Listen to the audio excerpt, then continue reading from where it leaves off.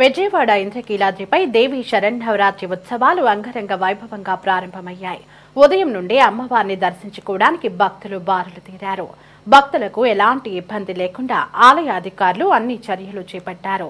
4500 మంది పోలీసులతో ప్రత్యేకంగా భద్రతను ఏర్పాట్లు చేశారు.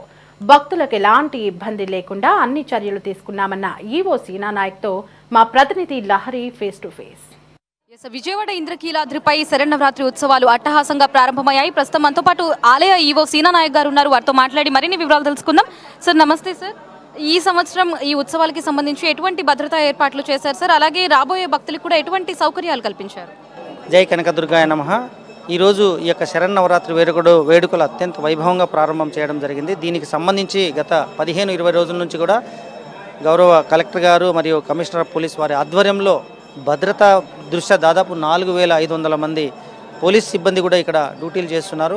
ఎక్కడికక్కడ సీతమ్మవారి పాదాలు మొదలుకొని మనకు వినాయక మందిరం నుంచి టోల్ గేట్ నుంచి మనం ఫస్ట్ టర్నింగ్ తర్వాత సెకండ్ టర్నింగ్ హోమ్ టర్నింగ్ నుంచి టువర్డ్స్ చినరాజు గోపురం వరకు కూడా మొత్తం పోలీసులు ఉన్నారు. అదేవిధంగా వారికి వచ్చేటప్పుడు ఎక్కడికక్కడ వాటర్ అందజేయడం జరుగుతుంది. దాదాపు రోజుకు 15,000 లీటర్లు మిల్క్ కూడా మనం అందుబాటులోకి తీసుకురావడం భక్తులందరికీ కూడా అందజేయడం జరుగుతుంది. వర్షం రావడం వల్ల ఎటువంటి ఇబ్బంది లేదమ్మా. జస్ట్ పైన వర్షం కింద కార్పెట్లు మాత్రమే తడిచినాయి. అది ఇంకా మంచిది భక్తులు, ఎందుకంటే ఎండ కొడుతుంది కాబట్టి మనకు ఇంకా కాళ్ళు చల్లగా ఉంటాయి. ఇబ్బంది లేకుండా మేము అన్ని ఏర్పాట్లు చేసుకున్నాం. అంటే సార్, ఇప్పుడు కృష్ణమ్మ ఉరుకలు వేస్తున్న సమయంలో ఎవరిని కూడా లోపలికి అనుమతించట్లేదు అంటూ ఉన్నారు. కానీ భక్తులు మాత్రం కొంచెం అసహనం వ్యక్తం చేస్తున్నారు. మమ్మల్ని లోపలికి ఎలో చేయాలంటూ కూడా అడుగుతున్నారు. మరి ఆ భక్తుల కోసం ఏమైనా కొంచెం వెసులుబాటు ఏమైనా కల్పించే అవకాశం ఉందా? ఒకటమ్మా, ఎక్కడికక్కడ మనము గజ ఈతగాళ్ళను పెట్టాము. అదేవిధంగా ఫిషరీస్ డిపార్ట్మెంటు, ఇరిగేషన్ డిపార్ట్మెంటు, తర్వాత ఎలక్ట్రిసిటీ డిపార్ట్మెంట్ వారందరూ కూడా ఉన్నారు. జలపాతం ఎక్కువగా వస్తున్నప్పుడు ఎవరు కూడా దిగకూడదమ్మా. ఈత వచ్చే వాళ్ళు కూడా దిగకూడదు. సో ఎక్కడికక్కడ మనం బ్యారికేడ్ పెట్టేసి జల్లు స్నానాలు ఏర్పాటు చేయడం జరిగింది. సో జల్లు స్నానాల ద్వారా వాళ్ళు చేసుకొని ఎవరన్నా వచ్చి తలనీలాలు సమర్పించే వాళ్ళు మనకు సీతమ్మ వారి పాదాల దగ్గర దాదాపు 500-600 మంది బార్బర్స్ని పెట్టేసి అరేంజ్ చేస్తున్నాము. అక్కడ నుంచి వాళ్ళంతా కూడా క్యూలో మనకు అమ్మవారి దర్శనానికి రావాల్సి ఉంటుందన్నమాట. ప్రధానంగా మూల నక్షత్రం రోజు సీఎం చంద్రబాబు నాయుడు గారు రాబోతున్నారు. అమ్మవారికి పట్టు వస్త్రాలు కూడా సమర్పించబోతున్నారు. ఆ రోజు ఏర్పాట్లు ఏ విధంగా ఉండబోతున్నాయి?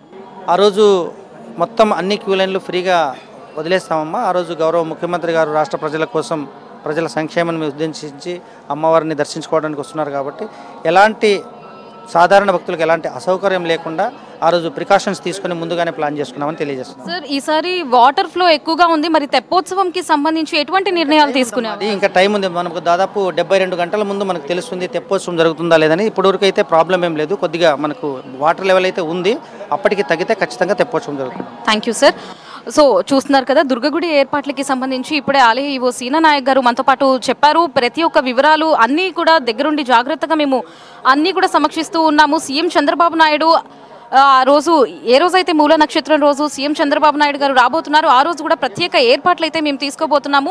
ముఖ్యంగా ఈ దసరా శరన్నవరాత్రుల్లో సామాన్య భక్తులకు పెద్దపీట వేస్తున్నాము అంటూ కూడా ఆలయ ఈవో సీనా నాయక్ గారు తెలియజేస్తున్నారు. కెమెరామ్యాన్ నానితో లహరి, ఇంద్రకీలాద్రి నుంచి.